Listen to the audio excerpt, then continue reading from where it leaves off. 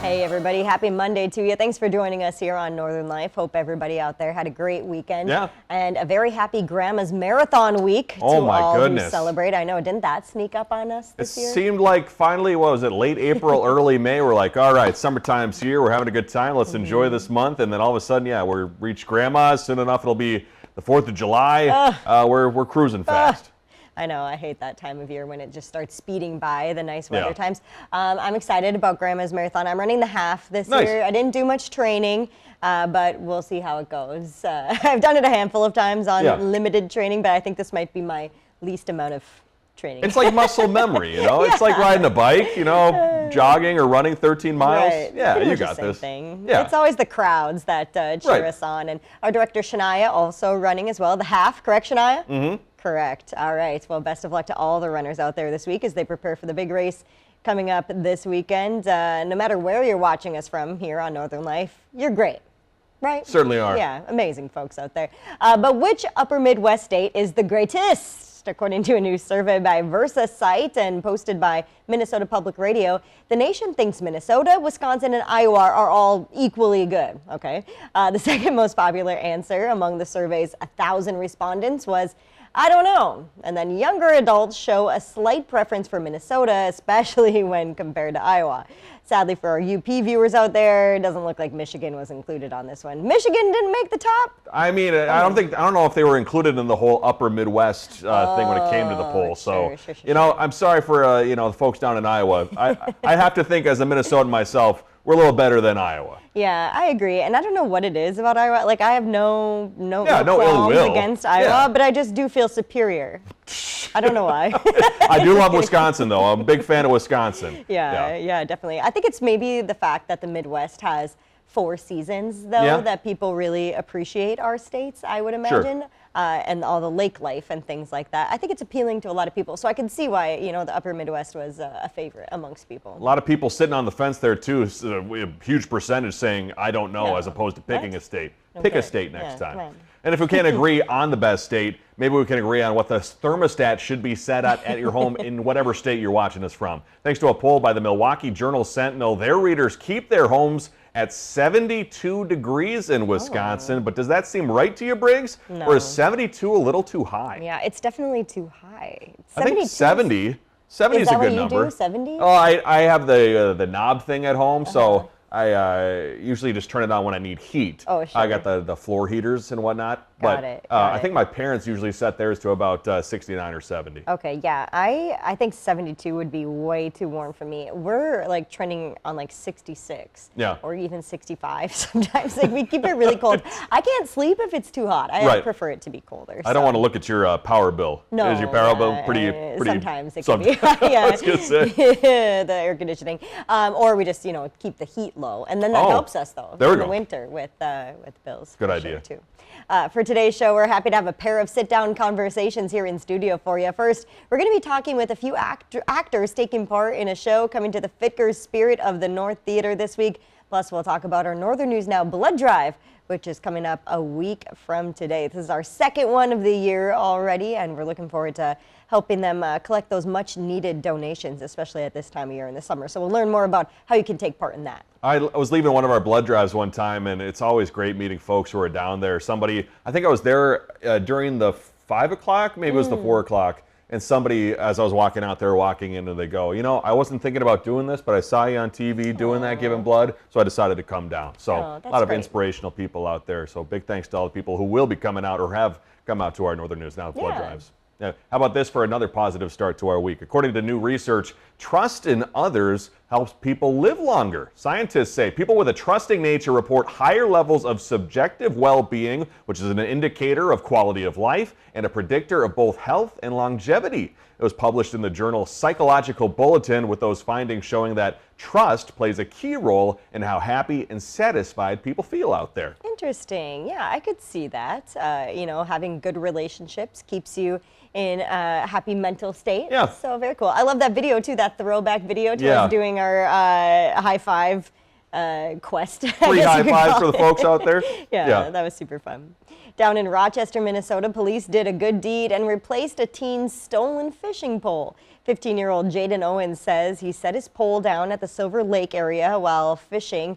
He just wanted to make a phone call, so when he came back, his fishing pole was gone, so he reported it to police, but they couldn't find the suspect or the pole, so they took matters into their own hands and bought him a new pole. His dad says he was in tears when he heard about that kind gesture. Oh. And what a sweet thing to do, too. Yeah. Because, that kid was just out there, doing something good. Yeah. He could have been out doing bad things. Yeah. And he was just fishing. And He's just someone took fishing. his pole. Oh, Yeah. I feel for that dad too. He's like, I'm sorry, son. I don't know how to help you. It's such a Right. terrible thing to happen to probably somebody who wasn't doing it, like you said, wasn't doing anything. And so for police to step up and say, hey, we got you. Really cool to see. Love Absolutely. that. Well, most teens spend their summers hanging out or working part-time jobs, but a 16-year-old down in Iowa, sorry if we have any Iowa viewers about my comments earlier, that 16-year-old is out cutting grass and cutting through expectations 1 yard at a time. Ricky here was born with a rare condition that left him without thumbs, but that hasn't stopped him from starting his own lawn care business. So Ricky's message out there is just as clear as the lines he is leaving in those lawns. Challenges don't define him. His work does. Oh, that's very sweet. And Yeah. what a good summer job, too, Yeah. mowing lawns. Man, I'm so happy. I live in a apartment now, and I do not Yeah, miss the true. summers of my mom going, Ryan, the grass is getting a little long up there. So if you find Time to get yourself out a little there, time, if you find yourself a little time, I don't know, maybe on the weekend, maybe get out there and make it a little shorter. Yeah, right. I actually love mowing the lawn. It is- It's one it of my is favorite activities. Kind of nice, kind of nice. Relaxing sometimes. Well, hey, still to come. No doubt you're going to want to stick around for this next conversation. We're highlighting a unique play when we come back.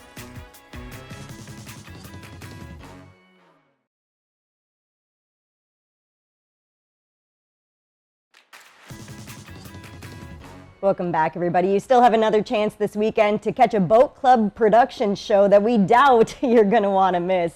Today in studio with us, we have the cast of Doubt, a Parable. First, we have Tolu Akishola, who plays Mrs. Muller, and Ellie Martin, who is Sister Aloysius in the show. So thank you both so much for being here today. Thanks for having us. Absolutely. So first off, tell us a little bit about what the show is about. Who wants to go? It's the title says it. It's about doubt. My character, Sister Aloysius, has no doubt, the audience is going to be really, I think, intrigued with the story. It's really well written. Yeah.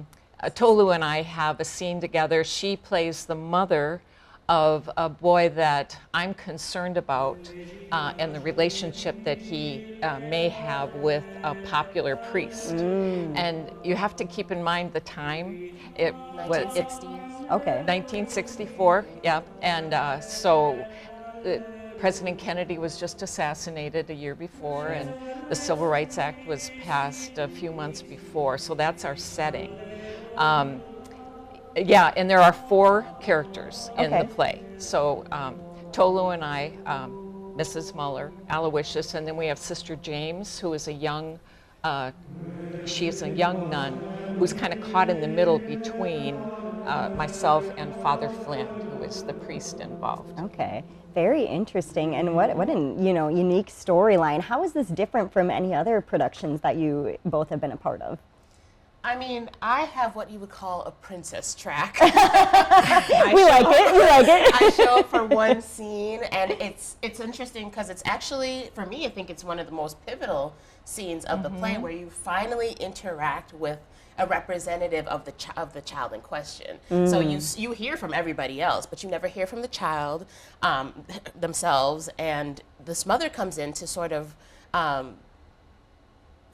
argue for her child in that moment. And so I just get to sit backstage and stew and prepare, and I get to come on stage and sort of and fight this huge pillar. I mean, Sister Aloysius is sort of the pillar of this church as the principal, and she is the one with the core truth of this play. and I get to be the one person in this play who really kind of hits her hard until the priest comes in and fights for his own right. So it's different in that sense that I get to kind of sit back and then come in strong with this one moment. And she does. But I've invited her in. I've called her in because I want to find out if she's seeing anything in her child of concern. I kind of want to put her on the alert to be watchful. Yeah. And my character kind of reminds me of, if you've read Agatha Christie, Miss Marple, you know, like she has a lot of instincts. And so if something, you know, something may have happened or something may happen, and she's just zeroing in on it and wants to make sure that it stops or that it's prevented. And she's a warrior. There's this idea of truth and what is, you have your truth and I have my truth as a Black woman in this time, right? And both those truths don't always align. Right. So it's really interesting. Yeah. And you guys had your opening weekend, and the show is going to be back on stage later this week. What do you guys enjoy about performing at the Spirit of the North Theater inside the Fitkers complex? I love how small it is. I mean, it's a really intimate space. And when I walk in, I get the sense, I know the audience's eyes are on me, and I pretend that they're members of the church. And I get to walk in, and I know that they're looking at me, and I have to present myself and represent my child in a way. And so it's nice to kind of, I get to interact with the audience much more than in this, 1,000 stage seat theater. And she looks cute as a button. She looks like she's going to church. I mean, and she's set very, with the pillbox hat and everything. It's very cute. Thank you. And it sounds like you both too have a really deep history in the local theater scene here. Tolu, you studied at UMD and acting as well at UC Irvine, and then you worked in new play development, it sounds like. Tell us a little bit about the process of developing new plays. That sounds so interesting. Yeah, it's fun. I wrote my own play in grad schools. The first time I wrote a play, I love to write. I've been doing it since I was 11 years old. Cool. And we developed this new Yoruba play. One of my passions is bringing people who are my age and younger of the diaspora an opportunity to learn our language and really learn our culture. And so we developed with the drums, went back to Nigeria and worked with the University of Ibadan to talk about Yoruba history, and worked with many Yoruba people in Minnesota to sort of develop the play. We're still in development, so look out for Mabinu. It's coming soon. We will keep our eyes peeled. Well, thank you both so much for being here, and best of luck with the shows later this week. Again, Doubt, a Parable is showing at the Spirit of the North Theater inside Fitkers in Duluth. It's showing at 7:30 p.m. Thursday, Friday, and Saturday, and then 2 Sunday afternoons. So we're going to have more information on how to get tickets on our website, northernnewsnow.com. We'll be right back after the break.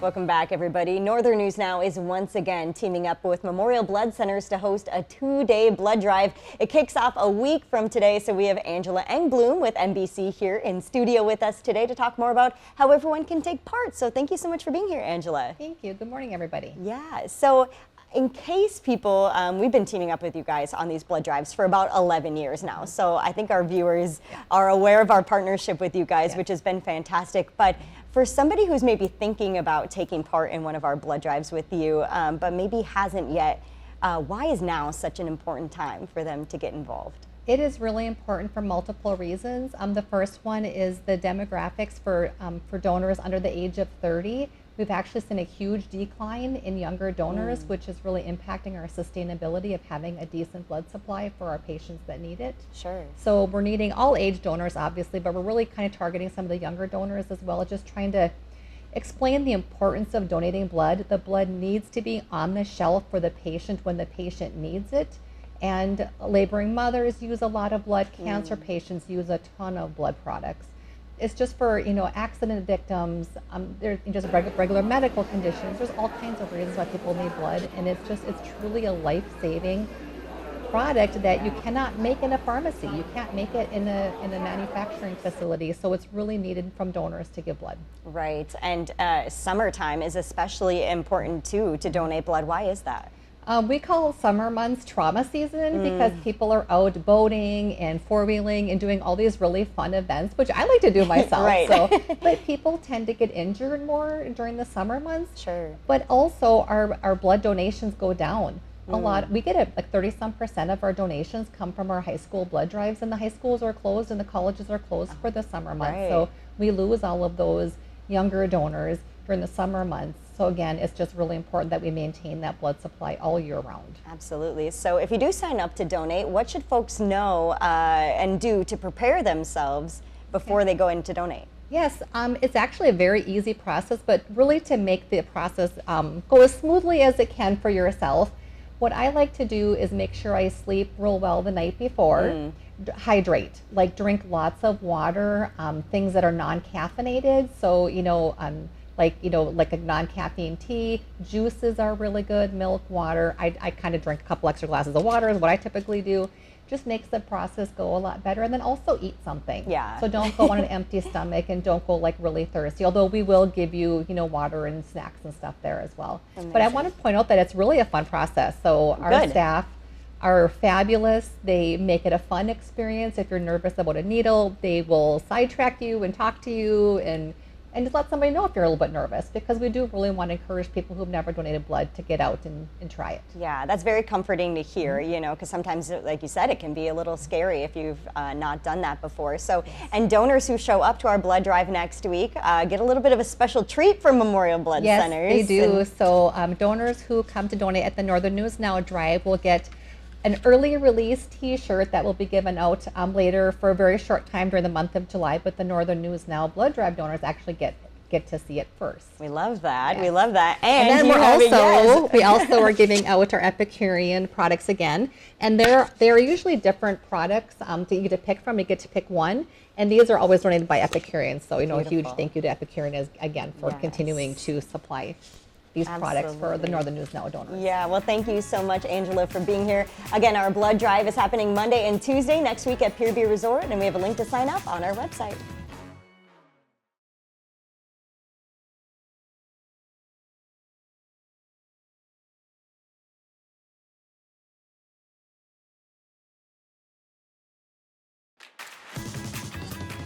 Welcome back, everybody. Coming up tomorrow here on Northern Life, Hunter should be back from his vacation. Should maybe be in the keyword. Is that a keyword? Expecting, yeah, we're expecting him. Hopefully he comes. Just kidding, he'll be here. And we're going to have a brand new blindfold for you, too. Hunter takes me over to Superior High School to learn how to kick a field goal. It was so much fun. We're going to take turns trying to put it through the uprights coming up tomorrow here. And we had a wonderful teacher there. That was Tanner. Yeah, and he is not only, this is incredible, he's not only the kicker for the Superior High School football team, but he's also the quarterback. Wow. Isn't that crazy? I didn't Dual even know. threat. Yeah, I didn't even know you could do such a thing. Wow. And he recently got recruited to go play football at UW Stout. Oh, so, cool. yeah, he's going to be the kicker there. So we had a very good teacher, and let's just say it panned out for one of us. Nice, nice. Hopefully Yeah, Briggs you'll here. see. Well, also tomorrow with the countdown to the start of Grandma's Marathon weekend, we'll meet a special duo starting one of many road races together. Mark and Moses will share their special bond and relationship before they will compete in Grandma's Marathon coming up this weekend in Duluth. Always so many inspiring stories that come with marathons. So looking forward to hearing all those all throughout the week. Just so cool. A lot of great racers coming to the Northland. Well, thank you so much for joining us today. We absolutely love you. Yeah, we'll see you back here tomorrow. Have a great rest of your Monday. Find some time to throw a line or just head outside to unwind. That's the life in the great North Woods. Hike or bike, whatever you like. Get out in the day, enjoy the night. Yeah, we got the life in the great North Woods. Yeah, we got the life in the great North Woods. Yeah, this is Northern Life.